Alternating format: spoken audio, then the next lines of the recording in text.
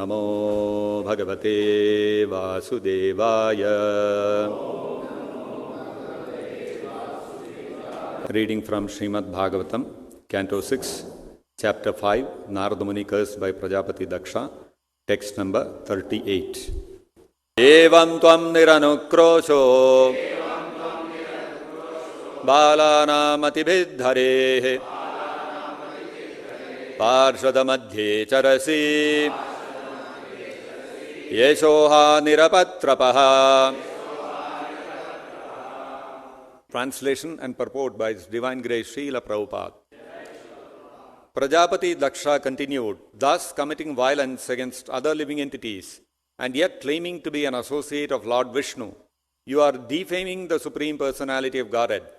You needlessly created a mentality of renunciation in innocent boys, and therefore you are shameless and devoid of compassion. How could you travel with the personal associates of the Supreme Lord? Purport by Srila Prabhupada.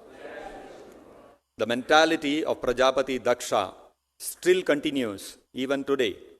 When young boys join the Krishna consciousness movement, their fathers and so-called guardians are very angry at the propounder of the Krishna consciousness movement because they think that their sons have been unnecessarily induced to deprive themselves of the material enjoyments of eating, drinking, and merrymaking. Karmis, fruity workers, think that one should fully enjoy his present life in this material world and also perform some pious activities to be promoted to higher planetary systems for further enjoyment in the next life. A yogi, however, especially a bhakti yogi, is callous to the opinions of this material world. He is not interested in traveling to the higher planetary systems of the demigods to enjoy a long life in an advanced materialistic civilization. As stated by Prabodhananda Saraswati, Kaivalyam narakayate tridashapur akasa pushpayate. For a devotee, merging into the Brahman existence is hellish, and life in the higher planetary systems of the demigods is a will-o'-the-wisp, a phantasmagoria with no real existence at all. A pure devotee is not interested in yogic perfection, travel to higher planetary systems, or oneness with Brahman. He is interested only in rendering service to the personality of Godhead. Since Prajapati Daksha was a karmi, he could not appreciate the great service Narada Muni had rendered his 11,000 sons. Instead, he accused Narada Muni of being sinful and charged that because Narada Muni was associated with the Supreme Personality of Godhead, the Lord would also be defamed. Thus, Daksha criticized that Narada Muni was an offender to the Lord, although he was known as an associate of the Lord. Thus ends the Bhaktivedanta purport. In 1509 AD, Chaitanya Mahaprabhu had stepped into his 24th year. During that time, Chaitanya Mahaprabhu had already established himself as a great scholar. Having defeated Kesava Kashmiri, his fame had spread everywhere and he had come to be called Nimai Pandit. Nimai Pandit was living in Nadia and at that very young age of 24 years, he had already established his own Patasala, where youngsters would come to learn Sanskrit and the Vedas from Chaitanya Mahaprabhu, from Nimai Pandit. It was at that time that Mahaprabhu came in touch with Ishwarapuri, and having been initiated by him, he switched over from being a wrangling logician, as Srila Prabhupada says, from Tarka and Nyaya to Bhava, to become a Bhakta, to become a devotee of Krishna. Once in his school, Chaitanya Mahaprabhu was sitting and he was in ecstasy chanting the names of all the gopis. At that time, his disciples, his students, they came there and they saw that Nimai Pandit is chanting the names of the gopis. They immediately told him, what is this? You are chanting the names of the gopis. You should chant the name of Krishna. Like this, they criticized him. Mahaprabhu's his bhavana, his bhava, at that time he was absorbed in the mood of the gopis, that was broken. And so he became angry and he chased away all these students. These students, when they were chased away by Mahaprabhu, they later on assembled and they discussed amongst themselves. This behavior of Nimai Pandit, not at all correct. After all, what did we do? We corrected him for his own good being, for his own well-being. We told him to chant the name of Krishna only. So why he has to become so angry against us? If he repeats this again, we will all get together and beat him up. They passed a resolution like this. Like we, GBC passed resolution, no? So they also passed a resolution. Mahaprabhu came to know about this. Then Mahaprabhu started considering, I have descended to this world, to this earthly planet, to this material world, to liberate all these conditioned souls. And now, if they do like this, they don't surrender unto me, they become offensive, then what is the hope for them? Therefore, somehow or the other, I have to make them offer obeisances to me, because that's the principle given in the Bhagavad Gita. Manmana bhava madbhakto madhyaji mam namaskuru, offer obeisances to Krishna. That is the principle of bhakti. Thinking like this, Mahaprabhu thought the only way to trick all these people to offer their obeisances unto me is to take sannyas. At that time, 500 years ago, sannyasis were still highly respected in the society. Even today in India, to a large extent, people respect sannyasis, sadhus a lot. At that time, it was even more, the society was quite conservative and the people's culture was also so much spiritual that they would immediately offer their respects to a sannyasi. When Mahaprabhu was considering like this, at that time, in Nadia, because Nadia was quite a well-known place of scholarship, and various sadhus would keep coming, one Mayavadi sannyasi came there by the name Kesava Bharati. And generally, all grihasthas during those days, whenever a sannyasi would visit their city or village or town or whatever, they would extend an invitation to him to come to their home. And generally, they would all have Shaligrama Shila worship at their home, and they would offer bhoga to the Shaligrama Shila, and the prasadam they would offer to the sannyasi. This used to be the culture. Mahaprabhu at that time, he was a grihastha. He took that opportunity to invite Kesava Bharati to his home. And Kesava Bharati also, because Nimai Pandit, he is a greatly learned scholar, he is a Brahmana, all those things, he accepted the invitation and came to Nimai Pandit's house. And in Nimai Pandit's house, Mahaprabhu served him a lot of nice prasadam, everything, satisfied Kesava Bharati. Then he asked Kesava Bharati that I want to take sannyas, can you give me sannyas? You are directly Narayana, therefore I am asking you. Very nicely Mahaprabhu presented, because he was from Mayavada Sampradaya. Kesava Bharati, of course, he was also not an ordinary person. And he said, you are the Supreme Personality of Godhead yourself. You are Paramatma himself. Therefore, your instruction has to be followed. I have to obey whatever you say. Therefore, as per your instruction, I am ready to do. Like this, Kesava Bharati said, informed Mahaprabhu, and then he left. Kesava Bharati had his ashram in Katwa in Bengal, which is about 40 kilometers from Navadvip, towards north side of Navadvip, I think, north or south, about 40 kilometers from Navadvip. Mahaprabhu then what happened? He called Nityananda Prabhu, Chandrasekhara Acharya, and Mukunda Datta. These three devotees he called them, and told them about his decision to take sannyas. And to assist him in all the rituals in taking sannyas, he took all the three of them with him and went to Katwa. And in Katwa, they met Kesava Bharati, and all the various procedures, whatever rituals had to be done for accepting sannyas, they were done. Mahaprabhu's all wonderful locks of hair, they were all shaved off. Mahaprabhu gave up his normal clothes and took on the sannyasa, the saffron cloths, and he received the Ekadanda from Kesava Bharati. All this happened. And this news was brought back from Katwa by Chandrasekhara Acharya to Navadvip. And he came to Nadia and he spread the news. Mahaprabhu has taken sannyas. Now, so all the associates of Chaitanya Mahaprabhu who were in Navadvip, they were all grief-stricken. That Mahaprabhu, he is the Supreme Lord himself. And now he has taken the role of a sannyasi. How much austerities he has to take. So, sannyasi means he cannot be like a grihastha. He has to take so many austerities. He has to follow so many rules and regulations. This broke the hearts of many of the devotees.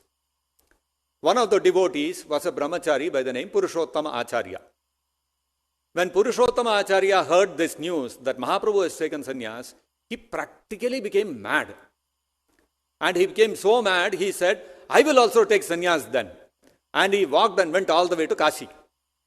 He went to Banaras. And then in Banaras, he met one Mayavada sannyasi. His name was some Chaitanya Swami, something like that. Chaitanya Bharati. He met him and then he expressed his desire to take sannyas. And then this sannyasi also, he immediately engaged in various activities. He gave him a brahmachari name, engaged in various services. And after a suitable time, all the rituals again were conducted for his taking sannyas. They have to perform 8 kinds of shraddha. They have to perform one havan. And then they have to shave off the shikha. In the Mayavada Sampradaya, that's the way it is. They have to shave off the shikha. They have to remove their sacred thread. Upavita has to be removed. And then they accept the saffron cloths. This Purushottama Acharya, he underwent all the rituals. He shaved his shikha also, removed his upavita also, but he did not accept the saffron clothes. And he did not accept the ekadanda. Because his intention was, I want to now, with full dedication, I want to concentrate simply on serving Krishna. Because that's the meaning of sannyas. Sannyas means you give up all other engagement, engage only in serving Krishna. And so like this, he took up sannyas, although he did not take up the danda of a sannyasi and did not take the robes of a sannyasi. And he also retained his brahmachari name. Like Mahaprabhu also, after his sannyas, he did not take up a sannyas name. Actually, having obtained the sannyas diksha, he should have got a name like something XYZ Bharati. But he did not take it up. He retained the brahmachari name. Why? Because Mayavadi sannyasi, he takes the name of something and like Chaitanya Ananda Bharati or something like that, thinking that they are as good as Narayana now. But Mahaprabhu wanted to establish, I am an eternal servant of Krishna. Therefore, he retained his brahmachari name. This Purushottama Acharya also retained his brahmachari name. And then his sannyas spiritual master, he instructed him, now you should sit and you should study the Vedanta Sutra and teach others also Vedanta. And this Purushottama Acharya, he was a great scholar. He was not only a great scholar, he was as good as Brihaspati. That was his level of scholarliness.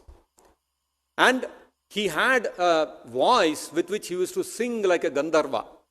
A wonderful combination. Normally you will see devotees very good in philosophy, zero in kirtan.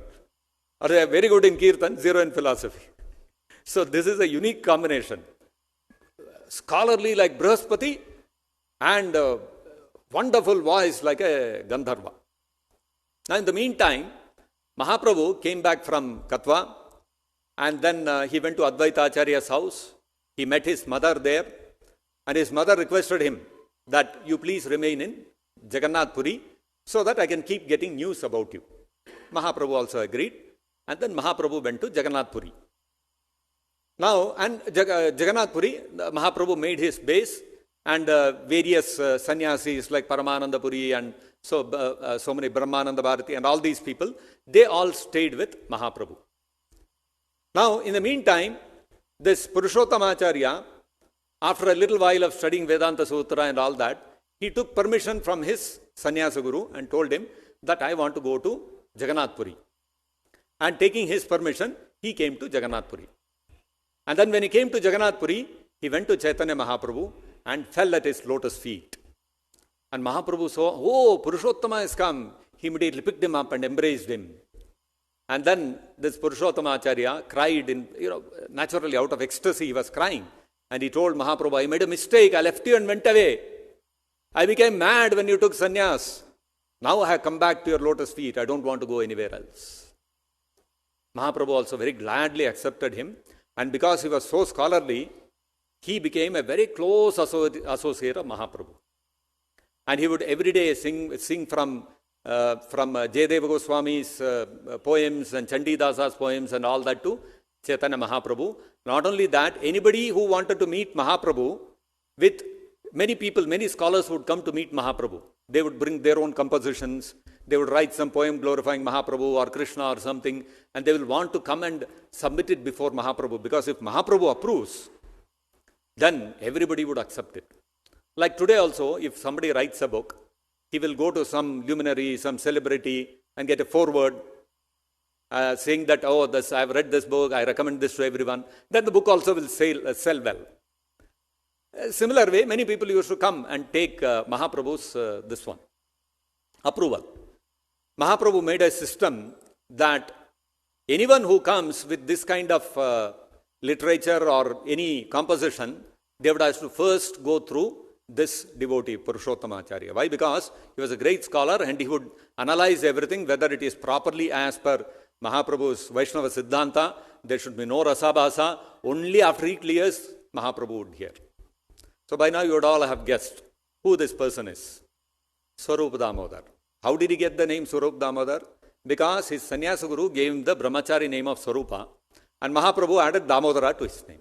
So that's how he became Swarupa Damodar.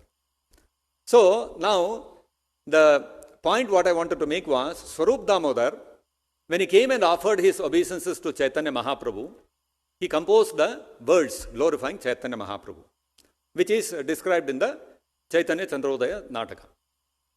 So he said, Swarup Damodar said, basically he said that by the mercy of Chaitanya Mahaprabhu, by your mercy, I have achieved the shelter of your lotus feet. So he described the mercy of Chaitanya Mahaprabhu. If somebody achieves the kripa, the daya, the mercy of Chaitanya Mahaprabhu, how will he receive it? Actually, Mahaprabhu bestows his mercy upon the devotees in three ways. And that is what is described by Swarup Damodar. He said, Helo dhunita khedaya visadaya pronmili damodaya. The first way, how a devotee gets the mercy of Chaitanya Mahaprabhu. Hela, very easily, uddhunita khedaya. All the material miseries are destroyed. Uddhunita khedaya, helo uddhunita khedaya, visadaya, and the person becomes purified. And helo uddhunita khedaya, visadaya, pronmilid amodaya. The transcendental ecstasy is awakened in his heart. A bliss is awakened in his heart, which covers up all the material miseries and also all the material pleasures. Both of them get covered up by the first mercy of Chaitanya Mahaprabhu. So generally what happens in this material world, everybody is trying to avoid material miseries and trying to gain material pleasures.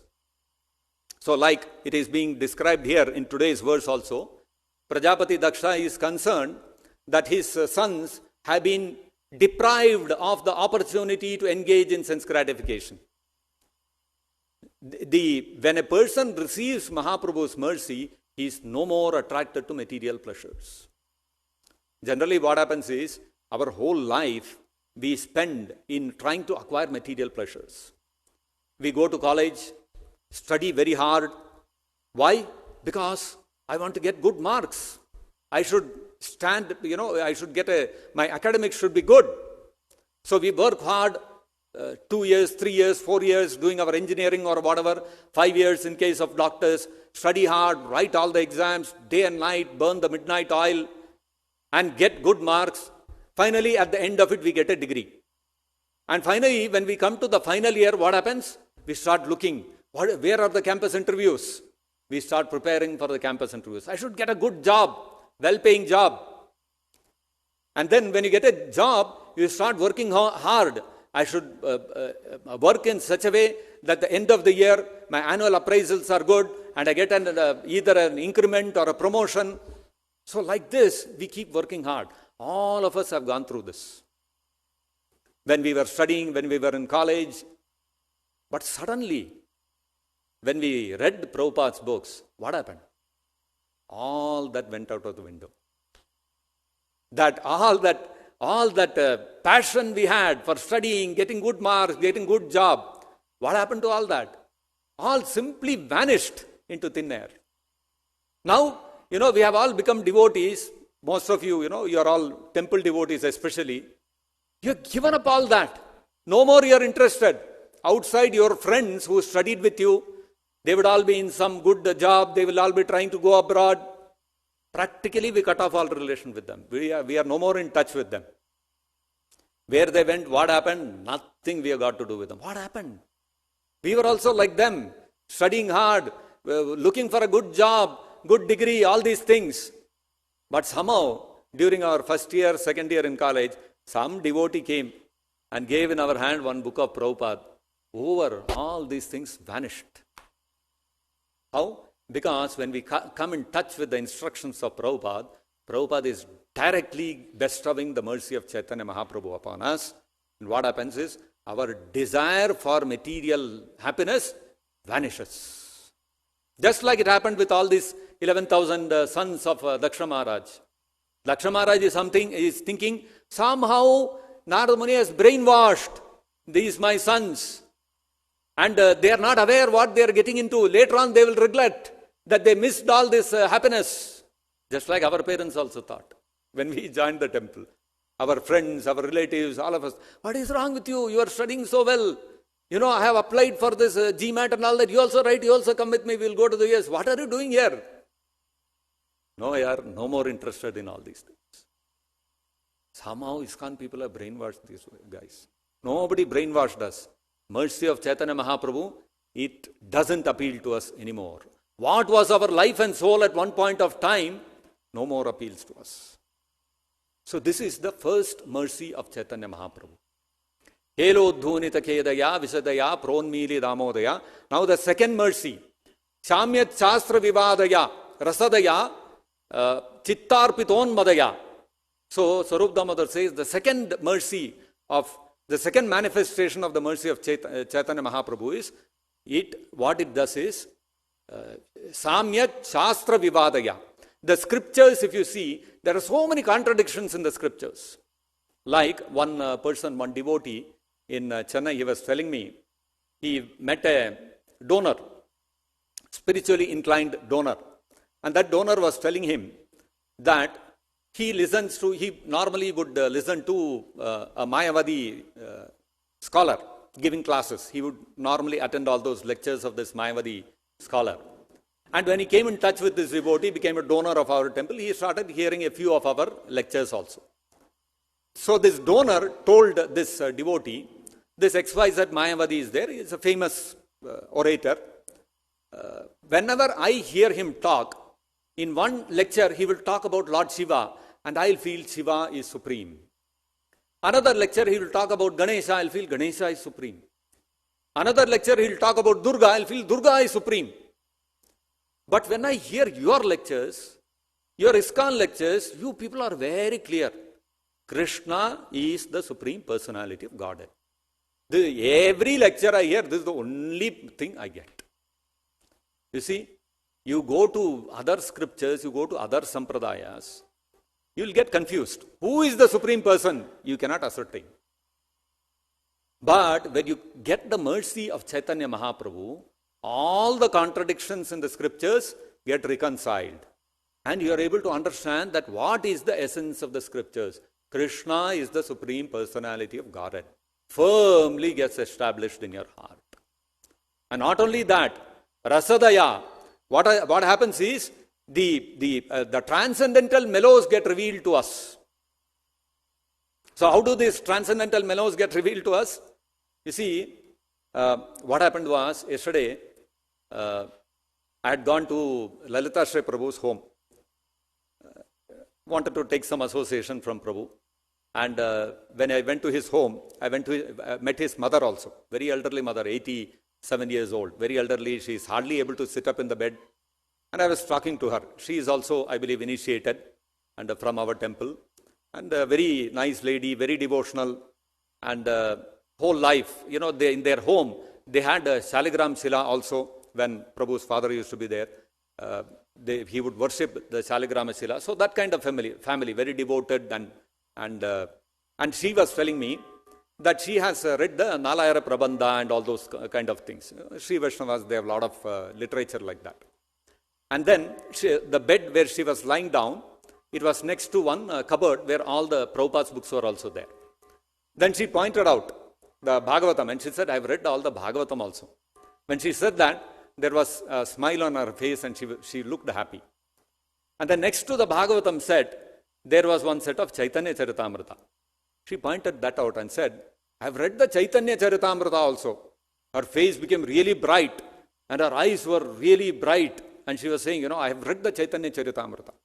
And then she said, out of all the things I have read, the sweetness of Chaitanya Mahaprabhu, incomparable.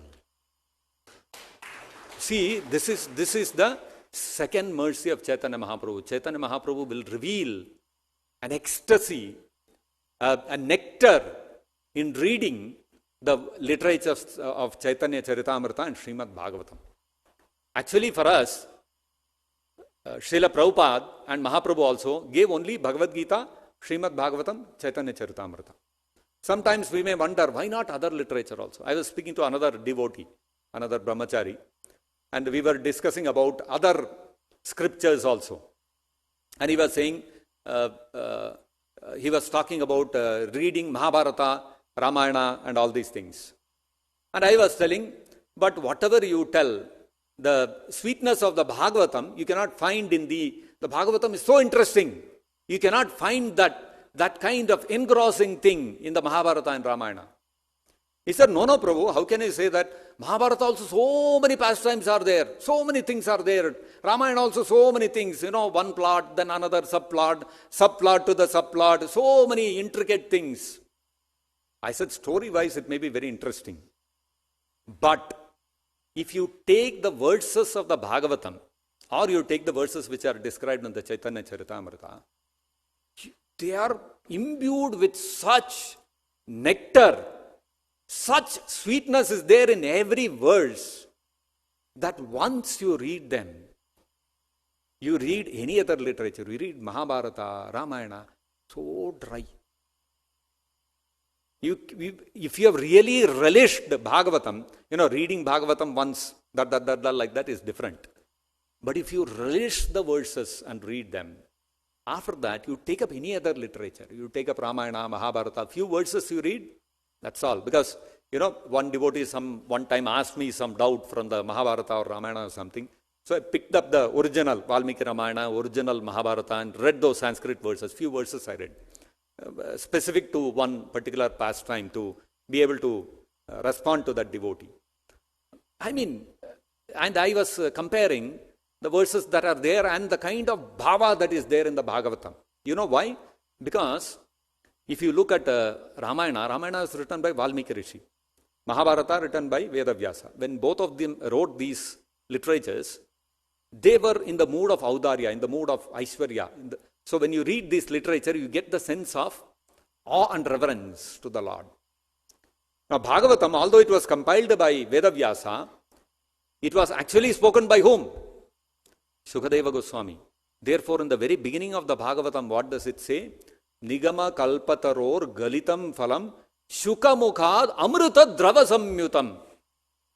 The Bhagavatam, because it has come out of the mouth of Shukadeva Goswami, it is like condensed nectar. Shukamukad amrita drava samyutam. It is not just amrita. Amrita drava. Amrita you have taken and then condensed it like milk you take. And then make condensed milk out of it. You make rabdi out of it. And then you taste it, how it is. Like that you take amrita and then condense it. You make the rabdi of amrita. How it will taste? Amrita itself is so sweet.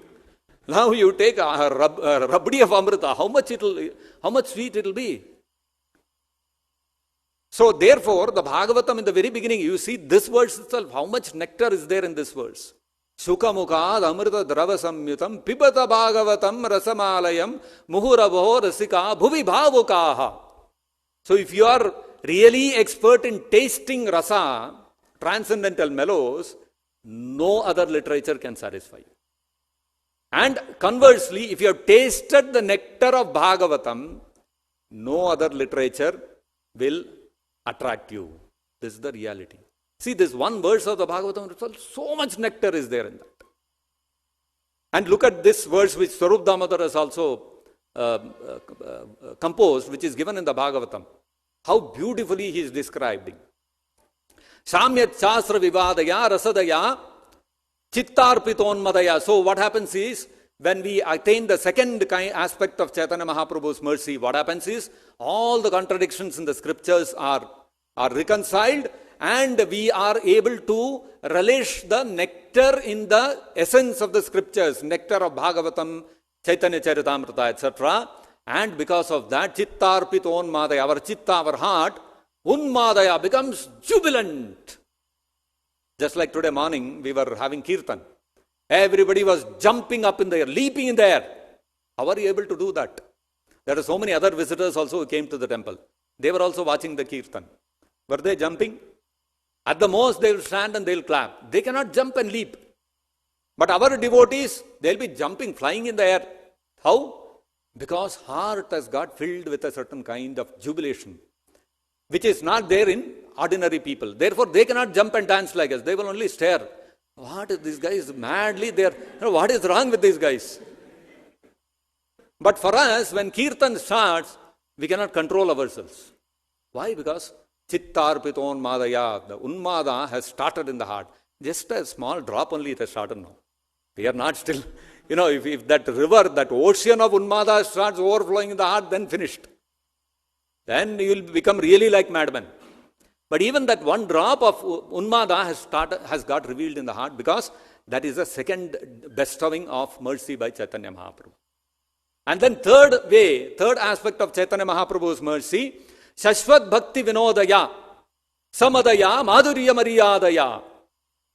Shashvat Bhakti Vinodaya, Mahaprabhu's third mercy establishes when in the heart we get inspired to render devotional service. See, to render devotional service, without Mahaprabhu's mercy, it is not possible. I'll tell you from my personal example. When I initially started practicing Krishna consciousness, this is way back in the 90s, we had that small shed temple. So, till how much time do we go on? What's the time? 9:20. Okay, we have 13 more minutes. So, that old temple shed was there. Krishna Balaram temple used to be there. I used to come there. And initially, just started, 1996, just started chanting 1 mala, 2 mala, like that. And I used to be working outside. I couldn't come during weekdays. On weekends, I would come. Sundays, I would come. And morning, sometimes Mangalarti, sometimes Darshanarti. And mainly, I would come for Darshanarti and attend the Darshanarti. Then Bhagavatam class, Madhu Pandit Prabhu, Chanchalapati Prabhu, they would all, maybe Maharaj also would have given class, I don't remember. They'd be sitting and talking. I wouldn't understand one word. Something they are talking. Anyway, after half an hour, khichdi is there. During the whole class, only thought is khichdi and papad they used to give.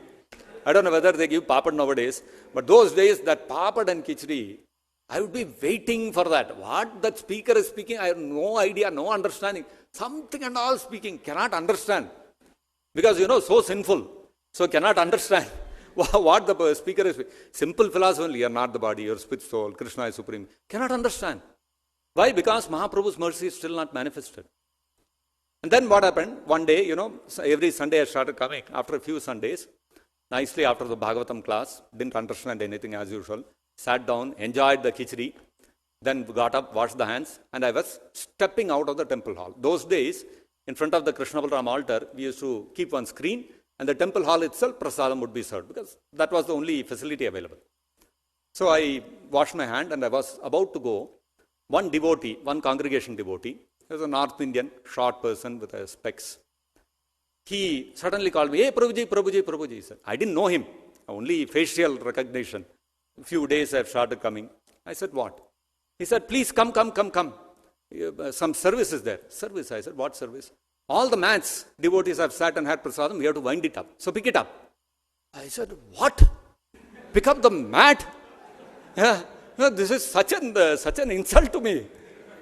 But now I cannot say anything also. Where did I get stuck here? So, chalo, anyway. कहाँ फंस गया यार, चलो ठीक है. Somehow I rolled one mat with great difficulty. In my heart, so much agitation is going on. Mat, I have to, ठीक है. Picked up the mat, kept it in one corner, slowly started sneaking out. And the devotee, hey Prabhuji, where are you going? So many more mats are there. I was like, ayyo, one mat not enough, more mats I have to pick up. Okay, somehow I picked up, and all the while, so much bitterness in the heart. Heart is, where did I get stuck here? Just went and kept the mat. Finally, all the mats kept. Said, okay, over Baba, let me get out of here. Started walking out. That devotee, hey, where are you going? We have to mop the floor. I said, what? Mop the floor? No, what do you think of me? But cannot say anything. Hard to see. I was rubbing my head. Somehow, wiped the floor and ran out of the place. Liberation, Abba. That was my first experience of devotional service. No inspiration, no motivation to do devotional service. On the other hand, so much anxiety and depression for doing service. But that devotee, somehow his mercy, I did that service, first service. Then slowly what happened is, next Sunday I come, already that expectation was built. This devotee will catch me, what to do. Take I do. Doing, what happened? Slowly that taste started coming for devotional service. So only when Mahaprabhu's mercy comes, you will actually start relishing devotional service. Bhakti vinodaya, shashvat bhakti vinodaya, samadaya, and when that taste for devotional service develops, samadaya, madhurya maryadaya, we start relishing the conjugal pastimes of Krishna. We develop an appreciation for the pastimes of Krishna with the gopis. That when that taste for devotional service develops, when it sufficiently develops, that is when we start appreciating Krishna's Madhurya Rasa as the topmost rasa. Just like Rajiv Lochan Prabhu was sharing yesterday, that he had heard one scholar from another Vaishnava Sampradaya, a genuine scholar from a Vaishnava Sampradaya only. And he happened to hear him, somewhere Prabhu had gone, so he happened to hear him talking. And he was giving a lecture on the Bhagavatam. So completely devotional lecture only, no Mayavada and all that, devotional lecture only. And he was explaining how, from the Bhagavatam, how the mood and the service of the queens of Dwaraka is higher than the mood and the service of the gopis of Vrindavan. This is their understanding. Great scholar, Vaishnava scholar. This is his understanding. Although he is a Vaishnava, he is following a bona fide sampradaya. He has not achieved the mercy of Chaitanya Mahaprabhu, and therefore in his heart, that appreciation for Madhurya Rasa has not come. So this is the third mercy of Chaitanya Mahaprabhu, that inspiration to do devotional service with ecstasy and the appreciation of the conjugal pastimes of Krishna. Shri Chaitanya Dayanide Tava Daya Bhuyad Amandodaya. Sarup Damodar said, "O Chaitanya Mahaprabhu, this is the way you manifest your mercy, and I am praying that your mercy be spread to everybody. Let everybody in this world get this mercy of Mahaprabhu." So, we have to understand that when the mercy of Chaitanya Mahaprabhu manifests, so the first way it manifests is how in our heart we lose all the consideration, all the attraction, whatever value we had for sense gratification in this material world, whatever degrees, job, money, designation, whatever was, we had attached a lot of value to these things. These becomes completely, they lose their value for us. They become tuchha, abominable, we don't even look at them. This, when the outside people they see, they are not able to relate with it. How can somebody lose the value for such valuable things? Money, designation, good marks, having a good job. These are all the aspirable things. And how can somebody give up these aspirations? People cannot understand. So they think this is not normal. Somehow they have been brainwashed. Which is what Daksha Prajapati is also thinking. Actually, the same thing, hardly 6 minutes is there, but I would like to mention how even in the Srimad Bhagavatam in the 10th canto, there is the description of how Uddhava brought the message from Krishna to the gopis in Vrindavan. And when he came to Vrindavan, he took out the letter which Krishna had written and started reading it out to the gopis. This happened in the Uddhava Kunda, in that area. And at that time, when he was about to read the message of Krishna, Radharani was in such Mahabhava, she mistook one bee which was surrounding her, which had come, which was humming around her. She thought that is the messenger who has come. And she started talking to the bee. So those verses which Radharani speaks in the Bhagavatam, they are called the Brahmara Gita. One of the verses in the Brahmara Gita which Radharani speaks of, because Radharani's mood at that time was, Krishna has left me, gone to Mathura, and he has not even sent any message for me. Now he has sent this bee as a messenger. And so, in that mood, she is speaking and she says, Yad anucharita leela karna piyusha viprut sakrud adana dvandva dharma vinashtaha. She says that Yad anucharita leela, if the leelas, the pastimes of Krishna, Yad anucharita leela karna piyusha viprut, if even a piyusha viprut, piyusha means nectar, if the nectar of the leela of the pastimes of Krishna falls on our karna, on our ear. Not necessary that you have to hear many pastimes. Piyusha viprut, even one small drop of Krishna's pastime, if it happens to fall on our ears. How many times? Sakra, just once. Not that many times you have to hear a large number of pastimes. No, one drop of that pastime of Krishna, even if once it falls on our ears, what happens? Dvandva dharma vinashtaha. All the desire for dharma, artha, kama, moksha, everything will get demolished. Same thing what Swarup Damodar told, same thing Radharani is also telling. If you hear even a drop of Krishna's pastime, the nectar of the drop of Krishna's pastime, even once it falls on our ear, what will happen is, all our value for dharma, artha, kama, moksha, everything will get destroyed. And then what will happen? Sapadi griha kutumbam dina mutsrijya dina. What will happen is, that one drop of Krishna's, the nectar of Krishna's pastimes, if it has fallen on our ear, of course, there is a qualification to that, that it has to be heard from a pure devotee, like Srila Prabhupada, which is what has happened to all of us. The nectar of the pastimes of Krishna has fallen on our ears from Prabhupada. So what happens is, whatever happened in our life, same thing Radharani describes. Sapadi griha kutumbam dina mutsrijya. Our griha, our kutumba, our house, our family, everything what happens is, dinam, it becomes most abominable for us. We cannot tolerate living in our house. We cannot tolerate our relatives. Griha kutumbam dinam utsrijya, and these people give it up. And what happens is, dina, they becomes completely detached from this material world. And what happens is, bahavo vihanga iva bhikshucharyam charanti. And they become like birds. Birds means, vihanga means birds. So birds, they don't have any proper shelter. Somewhere they will go to some tree, they will stay there like that. So they become like birds. They cannot stay in one place. They cannot take shelter of a job, of a house, of one's family, all these things. Bhikshucharyam, they become bhikaris. They become beggars, which is what we all have become. Bhikshucharyam charanti, and not only one or two people, bahavaha, so many people have become like this. Radharani is telling. Radharani is telling about herself also. Because she has been immersed in the pastimes of Krishna. If this is the situation of a person who has heard one drop, only once, of the nectar of Krishna's pastime, imagine the state of Radharani who has been immersed in those leelas. So this is what Radharani tells in the Brahmara Gita. So we have to understand that if we come in touch with a pure devotee and hear from him the pastimes of Krishna and get the mercy of Chaitanya Mahaprabhu, in Kali Yuga you have to have the mercy of Chaitanya Mahaprabhu.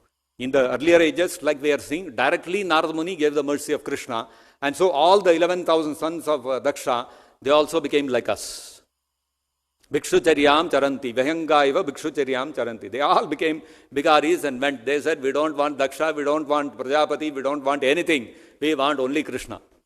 In Kali Yuga, you have to have the mercy of Chaitanya Mahaprabhu through Srila Prabhupada. So if you have achieved the mercy of Srila Prabhupada, then it is natural to lose our attraction for our family.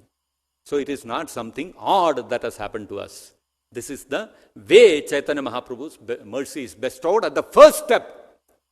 This is the first mercy of Chaitanya Mahaprabhu. All the other things come later. So, people in the outside world, they are not aware of all these things. So what happens is, they think ISKCON has brainwashed us, hypnotized us, and later on in life, when we come to know the truth, we'll regret and all those kind of things. They don't know that this is an irreversible process, transformation of the heart that has happened. So therefore, we should appreciate that Srila Prabhupada has given us the mercy of Chaitanya Mahaprabhu. We are able to give up our attraction to our homes, to our relatives, to our friends, to our jobs, to our careers, to our outside world, all our designations, all our academics, all those things we have lost the attraction simply because of we have come in touch with Srila Prabhupada's words. So as long as we keep reading seriously Prabhupada's books and Prabhupada's words, then we can continue to experience the ecstasy, the nectar that is there in the Bhagavatam. And once you taste that nectar, once you start relishing that nectar, Mahabharata, Ramayana, none of these things, it will not appeal to you. So dry they become. All other scriptures, with all due respect, Mahabharata is also, scripture which is revered by us. Ramayana also revered by us. It is all pastimes of Krishna, Lord Rama and all. But amongst those scriptures, the stature of the Bhagavatam is so high that any other scripture pales in comparison. All other scriptures pale in comparison. That is why we don't need anything else. Just read and relish the Bhagavatam through Prabhupada's words, and that nectar, if you have relished, then your life is done.